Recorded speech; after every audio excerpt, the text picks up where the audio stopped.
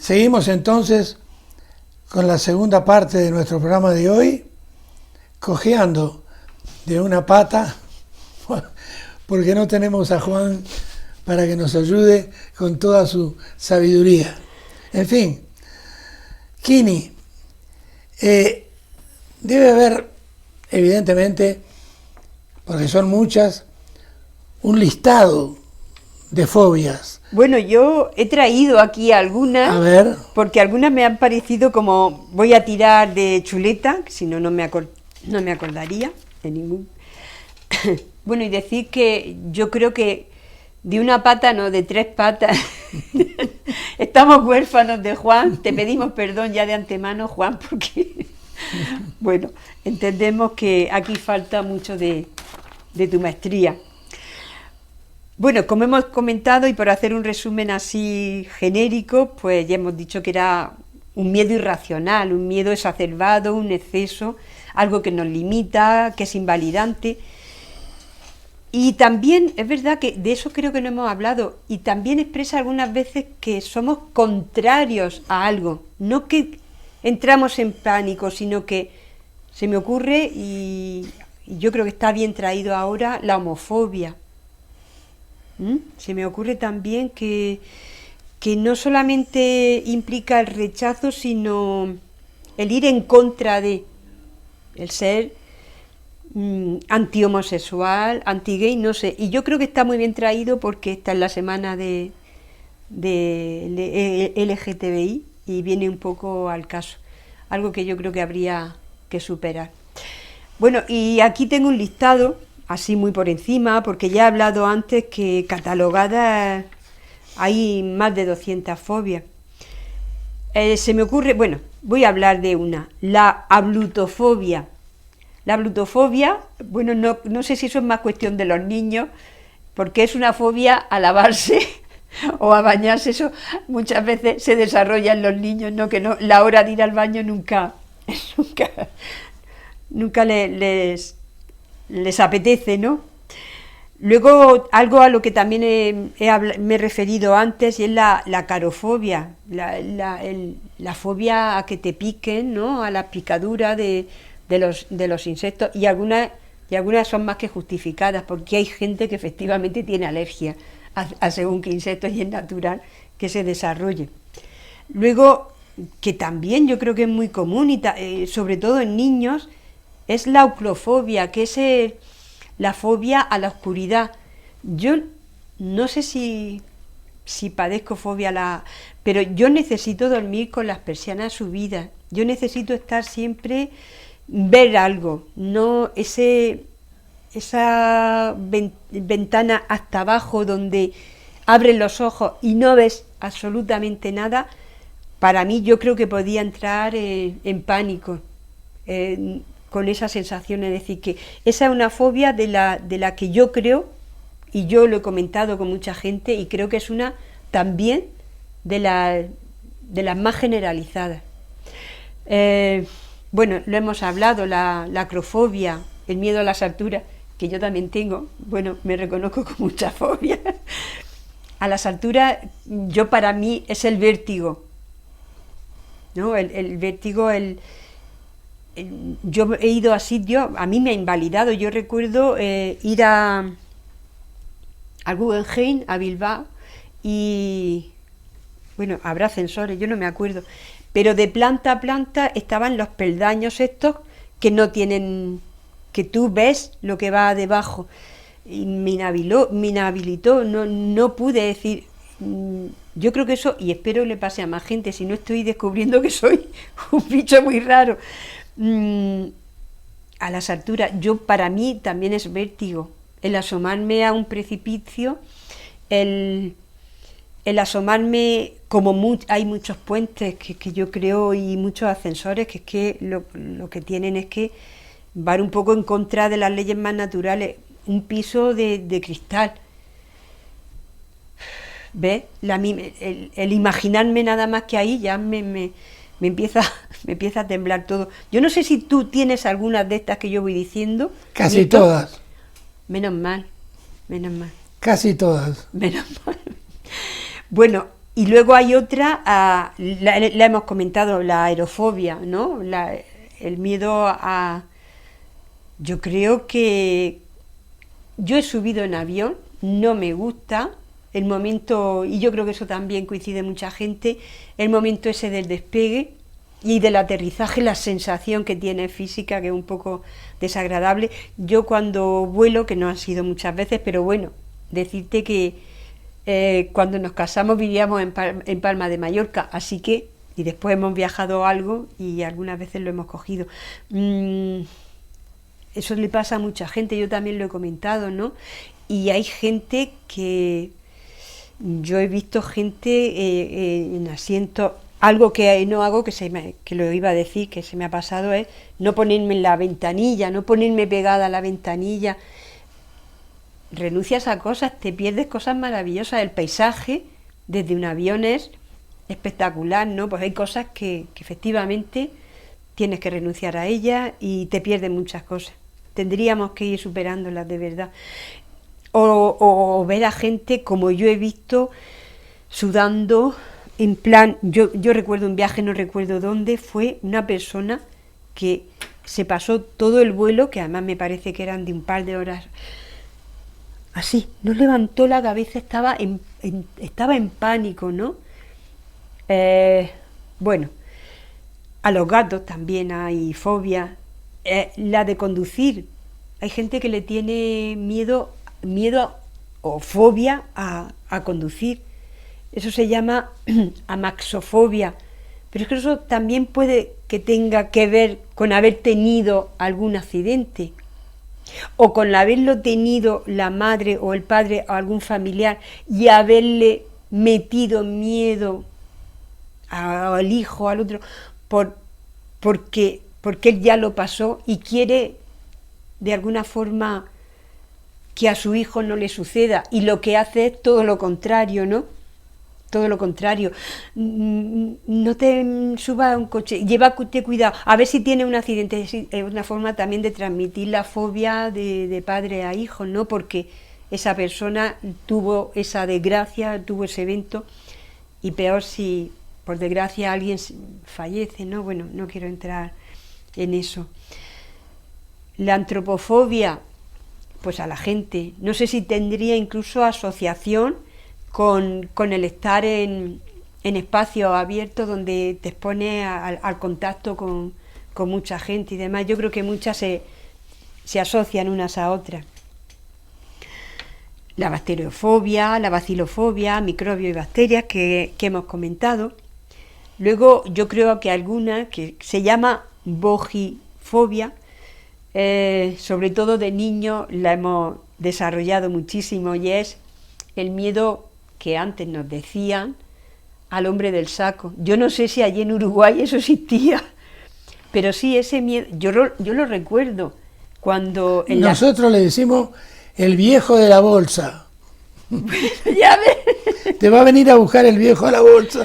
Bueno, el hombre del saco. Yo recuerdo en mi niñez, en las siestas, en verano, como estaba prohibido salir a la calle, ¿no? Por respetar también el descanso de los vecinos, porque si éramos niños, yo nací en las casas baratas, que yo creo que en Cejín todo el mundo las conoce, y era es, por suerte, pues un vecindario, ¿no? Como una comunidad, que había unos patios centrales, que estaba una placeta que todavía se llama así, detrás, donde era el lugar de todos los niños, ¿no? Y allí nos hemos criado muchísimos niños pequeños, que ya no lo somos tanto.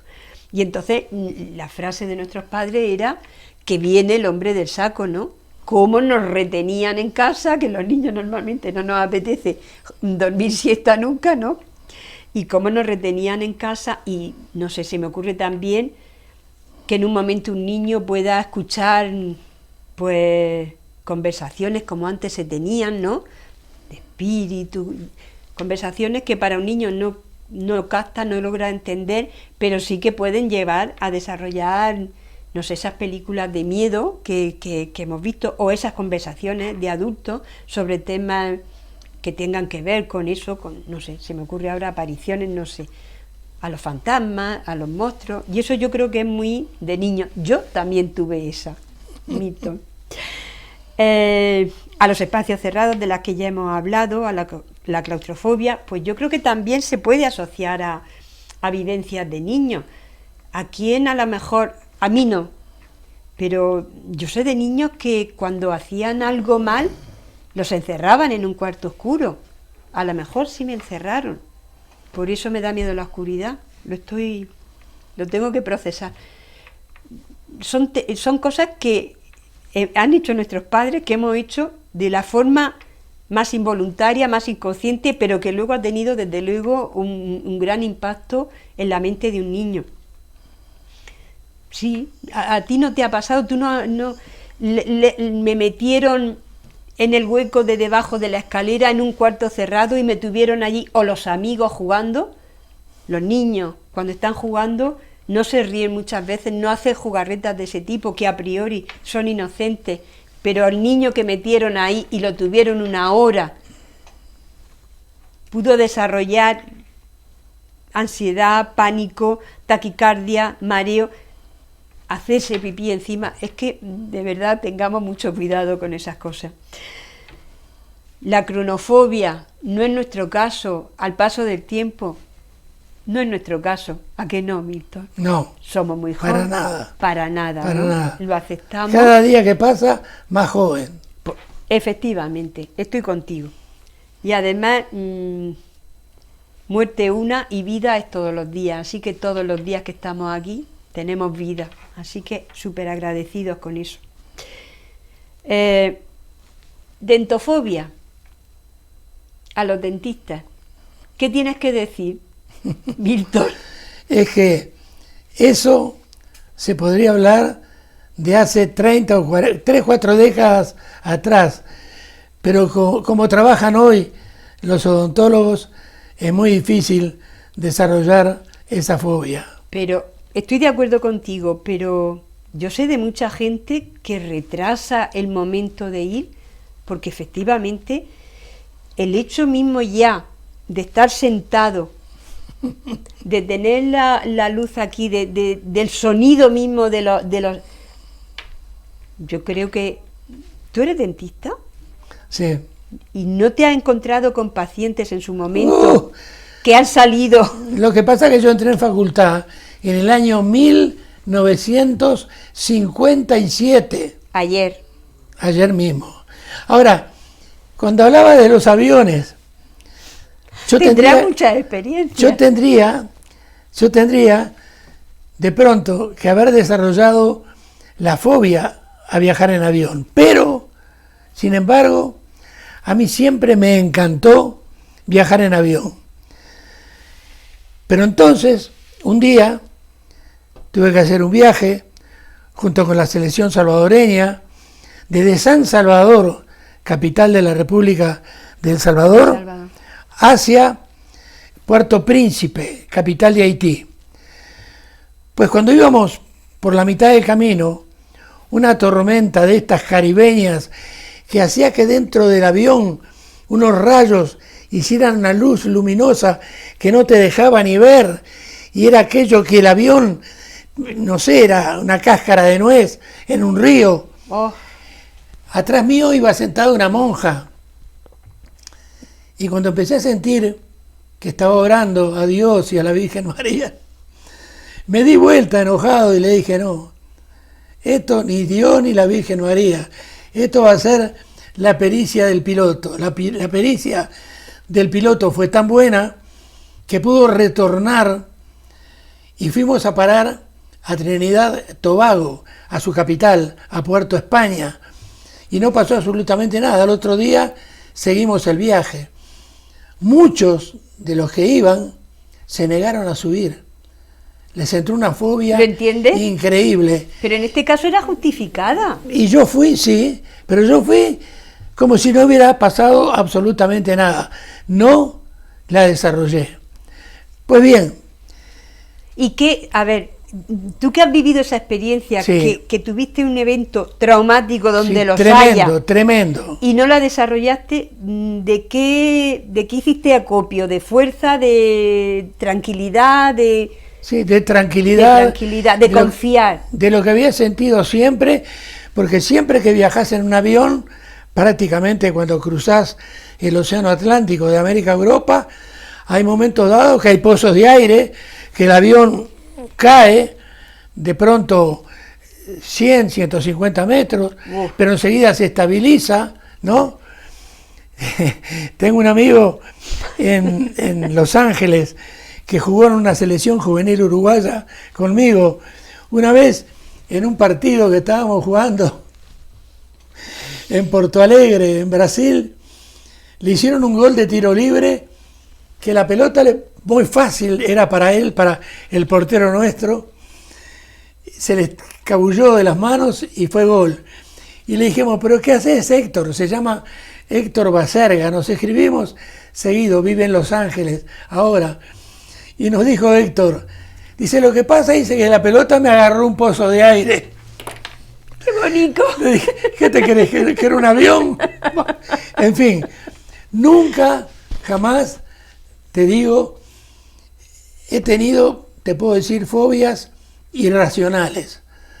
Solamente sigo lo que la razón a mí me está dictando. Claro. Pero, claro, sin ser psicóloga como Juan, ¿habría una forma de prevenirlas por medio de los psicólogos? Por ejemplo, de sí, que alguien... hay gente, yo creo que se me ha escapado una, y es que la hipnosis también, y supongo que Juan hablaría de eso, que yo creo que es una técnica que puede retrotraerte al momento, al shock vivido, a ese bloqueo, ¿no? Y desprogramar de alguna forma ese bloqueo mental para traer cordura y superarla. Yo creo que, si estuviera Juan, yo creo que lo diría, que la hipnosis es uno de los recursos que se pueden utilizar, y yo creo que con bastante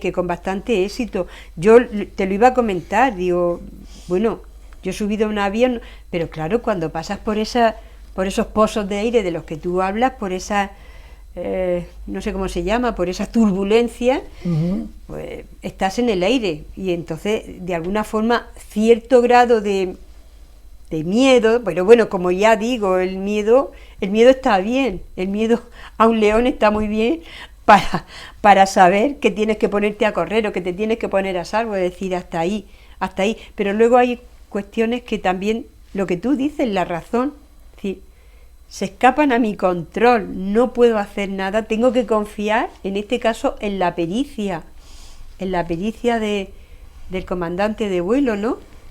Y tengo que confiar en las revisiones que le han hecho al avión, en todo.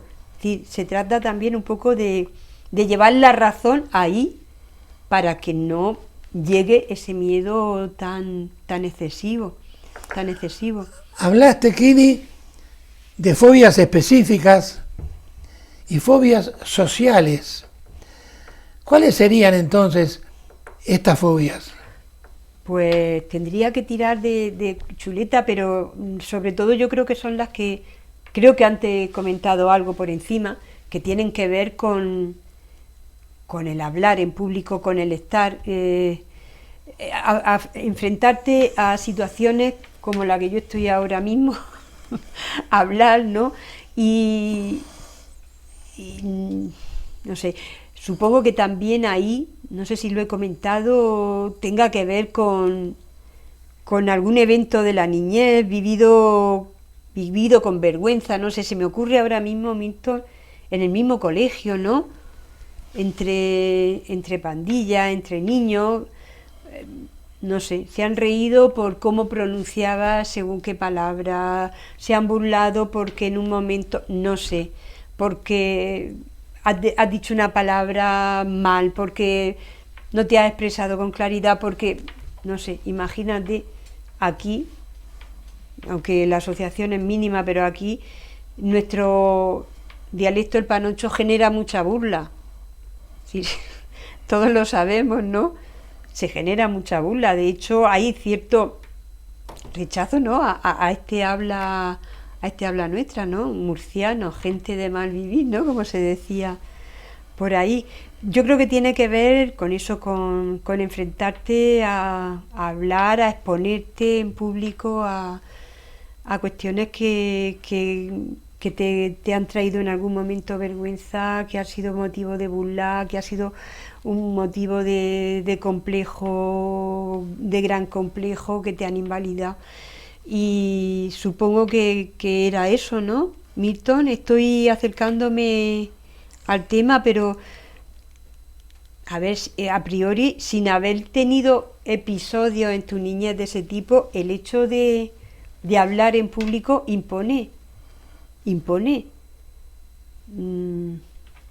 Temes, como también en mi caso muchas veces, que te quede la mente en blanco, que te bloquees de pronto, ¿no? Que no des las respuestas adecuadas, que no sé, todo eso mismo genera un desasosiego interno, una inquietud, cierto temor que puede que llevado a lo irracional y a lo exagerado y a lo exacerbado, pues te inhabilite para hacerlo. Y eso es se puede tratar, como he dicho antes, a través de todos los recursos que he ido hablando, ¿no? Exponiéndote a hacerlo de menos a más, visualizándote haciéndolo, a través de la hipnosis, a través de la inmersión, es decir, directamente, bueno, voy a hacerlo, afrontarlo, y traer, como tú bien dices, razón y cordura, y mucho grado de autoconfianza, y mucho grado de creer en ti mismo. Estos son temas quizás más que tengan más que ver con lo que yo hablo, con mis experiencias, con lo que yo he podido verificar, y se necesita también de entrenar mucho la mente en favor, para que trabaje en favor tuyo, a tu favor, no siempre con los mensajes que la mente nos viene dando, ese run, ese rumiar permanentemente, el no puedo, el me va a salir mal, y si no me sale, y si se ríen, y si resulta, no sé, ir rompiendo esas barreras que muchas veces, y en muchos casos también son prejuicios que hemos venido desarrollando, generar un grado de autoconfianza en uno mismo y de amor propio que nos lleve a asumir riesgos, a hacer según qué cosas, y sobre todo a movernos de la zona de confort, ¿no? Que es muy cómoda, pero que ahí pues está claro que nos perdemos muchas cosas. Kini, nos dijiste que un miedo no tiene prácticamente nada que ver con una fobia, pero la pregunta sería, si hay un miedo exacerbado, exagerado sobre algo, ¿ese miedo se puede convertir finalmente en una fobia? Sí, porque no hay control, como tú bien dices, es irracional, no está llevado por la razón, es excesivo, te invalida, te inhabilita, no te deja estar en contacto con según qué cosas o vivir según qué relaciones, incluso algunas de ellas con las que te tienes que relacionar el día a día. Imagínate a alguien que tenga que subir a un avión por temas de trabajo y demás, o imagínate, como en mi caso he comentado, el vivir en un 12avo. Es decir, si te lo impide, si no puedes acceder a eso, si tú no puedes afrontarlo, eso es una fobia. El miedo, ya he dicho, que es hasta beneficioso para según qué casos, ¿no? Te hace estar prevenido, te hace estar alerta, te hace tener una respuesta en ese momento, ¿no? Que puedes estar en riesgo, que puedes estar en peligro, y está bien. Pero el miedo, a priori, te deja hacer las cosas, te deja hacerlas, a enfrentarte a una oposición. ¿Quién no va a tener esa sensación de miedo, el afrontar según qué cuestiones? Pero no te inhabilita, no te deja en pánico, no te deja paralizado, te permite continuar. Y ya digo que los miedos, yo creo que tenemos a muchas cosas, pero luego echamos mano de lo que tú has dicho, de la razón, para efectivamente entender que es algo natural, pero que es algo que tienes que traspasar, que tienes que transitar y que lo vas a superar, ¿vale? Y que si no lo superas, puedes volver a empezar de nuevo. Si tantas veces caigas, tantas veces puedes volver a sacudirte el polvo y a seguir, porque aun con miedo sabes que te va a llevar a un lugar donde tú quieres estar. Y hablo en este caso pues de sueños, de anhelos, de ilusiones y demás, ¿no? Está bien esa dosis de miedo. Ahora, Kini, una fobia, evidentemente, cuando se presenta ante alguna circunstancia que te la provoca, por ejemplo, esa fobia a la oscuridad que vos tenés, que tenés que tener alguna luz, Sí, sí, sí. porque si no, te entra una ansiedad. Entonces, esa ansiedad que puede producir una fobia, la puede evaluar, por ejemplo, un psicólogo, como en este caso Juan, o un psiquiatra, y enviarte inclusive medicamentos para que esa fobia disminuya o esa ansiedad disminuya. Todos sabemos que la ansiedad se trata también con medicación, y la medicación está bien. Cuando es necesaria, es necesaria. ¿Me explico? Si hay que tomar algún químico, pues si eso te va a permitir reducir ese nivel de ansiedad, porque muchas veces hay gente que es reacia a ciertos fármacos y a priori pues nadie quiere, ¿me explico? Pero si eso te va a permitir, yo me imagino una persona que no duerme, una persona que está en un estado de estrés permanente y prolongado en los años. Los daños que eso puede ocasionar son mucho peores, para mi juicio, porque además yo hablo desde la experiencia, mucho peores que lo que te puede perjudicar un fármaco. En este caso el fármaco es la vía por la que tú vas a conseguir, por ejemplo, dormir. Dormir es muy necesario. Los daños cerebrales de no dormir durante mucho tiempo pueden ser fatales, y pueden ser no tan fatales la respuesta del fármaco a esa situación que te va a permitir poder dormir, que te va a permitir no estar en un estado de permanente estrés, un estado permanente de estrés en el tiempo, de ansiedad, de falta de sueño, de falta de apetito, de falta de ánimo, de falta de ganas de relacionarte. Puede caer en una depresión. O sea que yo hablo desde la experiencia, es decir, que los fármacos son buenos y necesarios en según qué ocasiones, y que lo evalúe, por supuesto, el psiquiatra. Luego, ¿pero cómo se detectan? ¿Cómo detectas? Con la respuesta fisiológica. El cuerpo habla. El cuerpo es un vehículo fantástico y necesario, es carnal, ¿vale? Pero es la vía de transmisión de lo que estamos sintiendo dentro. Los mensajes vienen por fuera. La respuesta de la que yo estoy hablando fisiológica es una respuesta clara. Si tú empiezas a tener un nivel de tristeza, un nivel de ansiedad, un nivel de estrés, justificado o no tanto, si empiezas a tener falta de sueño, si empiezas a tener falta de apetito, si empiezas a tener atonía, si empiezas... Blanca y en vasija, ¿me explico? Muy bien los fármacos en este caso, muy bien. Imagínate que te van a permitir descansar. Imagínate que te van a permitir estar menos alerta, es decir, un cuerpo permanentemente estresado, con ansiedad, se explota, termina por algún lado el cuerpo empieza a mandar señales, y hay que atender al cuerpo, hay que atenderlo, y hay que observar esas señales, hay que estar un poco alerta en este caso para observar las señales y ir a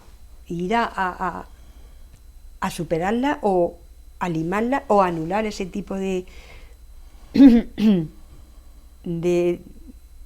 no sé cómo iba a decir, ese tipo de síntomas. Realmente son síntomas de que algo está pasando. Y vale ir al psiquiatra, vale tomar fármacos, vale la terapia psicológica. Claro que sí, porque eso te va a llevar a dejar de tener ese estado que yo creo que deriva en enfermedad. Yo creo que sí o sí. De hecho, muchas de las enfermedades tienen un origen ahí, en ese estado en esas emociones que vivimos de forma continuada tan baja en muchas ocasiones. Para terminar, ¿Ya? ¿le concluís a la gente entonces que pueden de alguna manera superar sus fobias? Sin duda, sin duda. ¿Alguien tiene duda de sus capacidades? Ahí está bien entrenar la mente para traerla a nuestro favor y que juegue en nuestro favor, claro, en nuestro beneficio. Por supuesto que sí, a través de todos los recursos de los que yo he hablado, y yo empezaría, por supuesto, reestructurando el pensamiento, ¿no? Llevarlo y hay fórmulas, que ahora los científicos, se me ocurren muchos científicos que hablan de neuroemoción y demás, y es mantener la mente en positivo, buscar en tu mente, incluso, yo diría, y antes lo he comentado, palabras positivas, pensamientos positivos, acciones positivas que nos lleven a emociones positivas. Eso es un trabajo personal que se puede entrenar, que se debe de entrenar, cambiar esos hábitos, generar hábitos. Hay quien habla de que 21 días pueden ser suficientes, yo hablo incluso de cuarentena. Claro que sí, y una de las formas también son los decretos o las afirmaciones. A quien conozca el libro de Secreto o Leyes Universales del tipo Ley de Atracción, todos sabemos que donde ponemos nuestra intención, donde ponemos nuestro enfoque, eso es lo que se va a manifestar, eso es lo que vamos a crear. De alguna forma somos creadores de nuestra realidad. Y de qué mejor forma que a través de nuestros pensamientos, ¿no? Es ordenar un poco nosotros, tener nosotros el control, ¿vale? Y decidir y discernir y darnos cuenta, pues efectivamente para tener ese pequeño rincón de libertad para dar la vuelta a esa mente que está en piloto automático, que siempre está mandándonos mensajes de no puedo, de no quiero, de no sabes, de no sé cuánto, de que se van a reír, del qué dirán, que eso yo creo que ha generado muchísimo daño. Decretos y afirmaciones. Muy bien, Kini. Muchísimas gracias. ¿Quieres que nombre alguna fobia más? Únicamente por la curiosidad, ¿no? Porque a mí me llama un poco la curiosidad, ¿no? Y hay una... a ver si la encuentro y si no... no pasa nada. La singenesfobia a los familiares. Y una muy curiosa. Soquerafobia a los suegros. Yo creo que mucha gente... no sé, me resultó incluso curioso, ¿no? Y hasta divertido. La testofobia a los exámenes. La vacunofobia, no sé. Eran curiosidades de algunas de las fobias que ya se han estudiado y son muy curiosas porque lo de los suegros es una leyenda muy graciosa a todo el mundo, ¿no? Muy bien, Kini. Si este penalti en el minuto 90 lo metiste en un ángulo, aún sin la presencia de Juan, nosotros te vamos a invitar muy seguido para que vengas a tratar no solo temas que decís que desconoces como este y lo has desarrollado también, sino otros que sabemos perfectamente bien que los conoces a fondo. Como por ejemplo, ya te estoy invitando para que otro día vengas y pueda venir Juan a hablar sobre la empatía. ¿Puede ser? Puede ser. Para mí es un honor, ya lo sabes, y agradezco la oportunidad que me brindas, y si en este caso además es con Juan, claro que sí, vamos, ni me lo pienso, puedes contar conmigo. Será todo un honor y todo un placer. No sé si puedo decir que yo tengo recientemente, he creado un canal de YouTube con el ánimo de, no sé, de si hay alguna persona que le moviliza lo que yo puedo contar, que le puede venir bien, que le puede servir, pues simplemente con una persona que le pueda movilizar o que le pueda venir bien los temas de los que hablo, pues el canal se llama Como yo, Quini Corbalán, y hace poco, y ha sido no por casualidad, que no existen, tuve ocasión, hablé de la empatía, así que encantada de volver a hacerlo con vosotros, claro que sí. Muy bien. Muchísimas gracias, Milton, Gracias siempre. a ti y a ustedes, como siempre, si hoy pudieron aguantarnos una vez más durante una hora entera, esperamos que la semana que viene los tengamos allí de vuelta, viéndonos y escuchándonos. Hasta la semana que viene.